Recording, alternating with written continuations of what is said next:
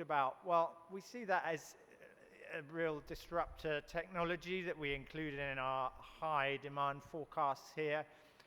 But again, we don't see it as very likely that you're just going to be looking at a rectangular screen in your pocket come 2040, and that some holographic inclusion may well be the case, and there's certainly on all of these potential applications, from the probables to the disruptors, there's a huge amount of investment going on at the moment. Is everybody wrong? It seems slightly unlikely to me. 6G from around 2030, building up to the kind of high point of 6G in the later part of the decade. I think that's probably not surprising for everybody. 4G having a long tail, that may surprise some people a little bit more as 5G starts to be replaced by 6G.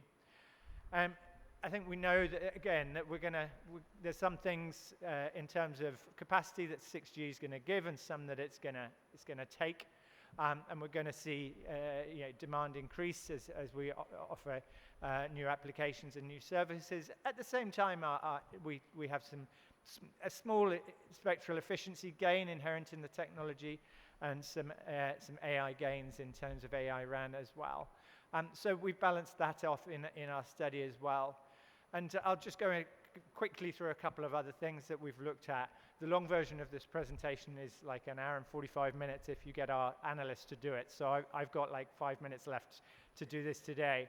But yeah, we based our study mainly on a traffic demand calculation, but taking other things into account as well. The specific spectrum requirements of specific applications, low latency supported by wider channels, etc.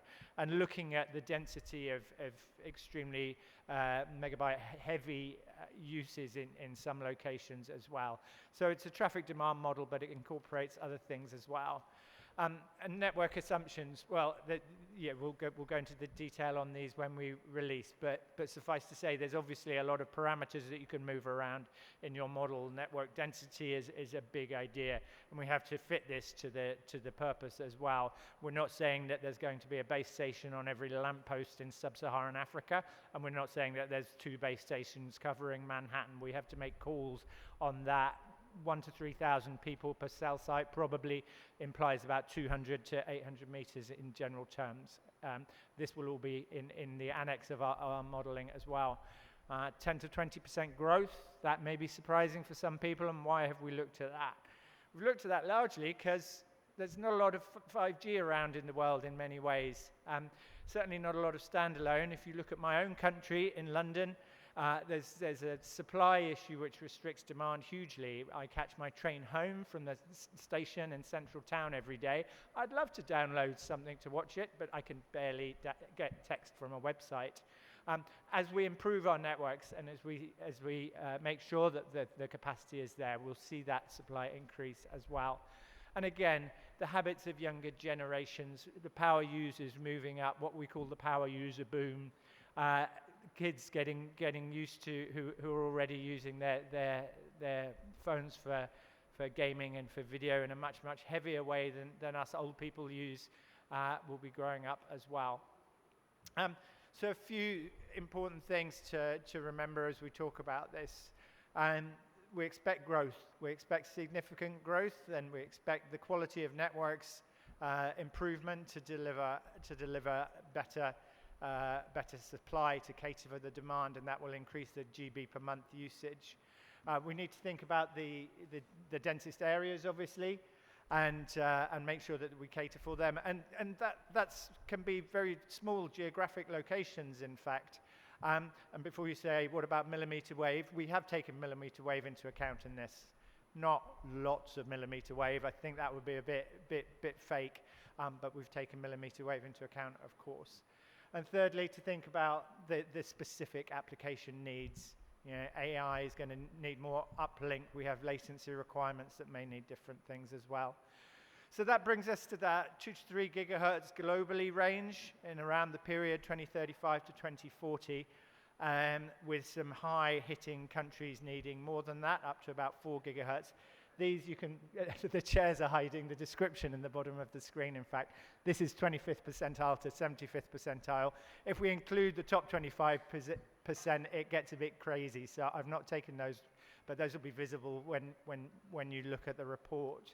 And then South Asia, similar-ish. We tend to find that that there is the main drivers of heavy digitalization in markets tend to come with higher fiber penetration, and lower digitalization comes with more mobile needs, more reliance on mobile as well. So the final question is where the spectrum is going to come from, and India is really leading globally in this, with some really strong inputs, strong, exciting inputs into the ITU processes at the moment, and real consideration of this. And that's great, because it is necessary. We've got the great news for the mobile operators here, that they'll be getting access to the full 6 gigahertz band, upper 6 gigahertz band, and clear plans to move beyond that in the ITU. But if we're going to get into those second and third columns on my earlier slide, the probables, the disruptors, that spectrum need is going to be there, and we need to make sure we find a harmonized place to bring everybody on a journey to be able to take advantage of the 6G era. So thank you very much. We'll look forward to releasing this next month in MWC Doha, engaging with you all on the start of this discussion on how we're going to find the capacity for 6G, where are the needs going to come from ahead of WRC 27 and the implementation of that throughout the latter part of this decade. So we're looking forward to getting going on this from 2030. The time to plan is now. Thank you very much indeed.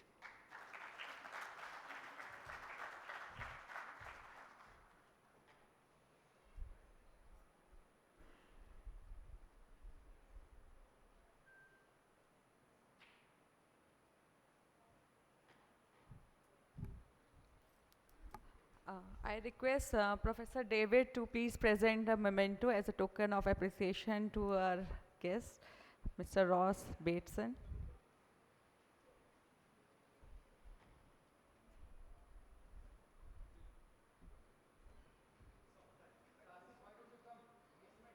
Yeah, Ashish and the GSMA team, please come for the group photo.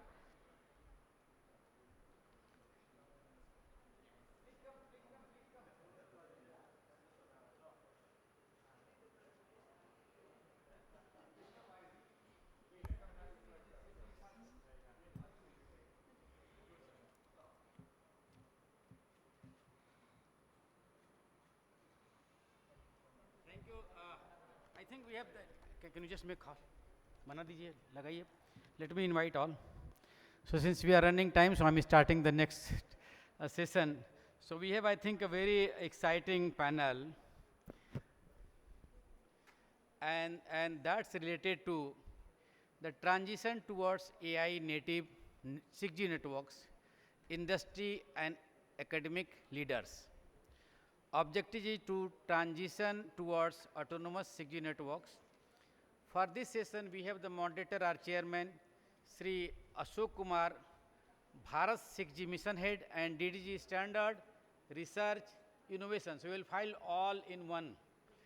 From Department of Telecommunication, welcome you, sir. You just be in the center. I think we are just managing the house. Professor Mahesh Marina, University of Edinburgh, UK. Sir, you are also invited. Please be there. Dr. Elena Fisherman Erickson.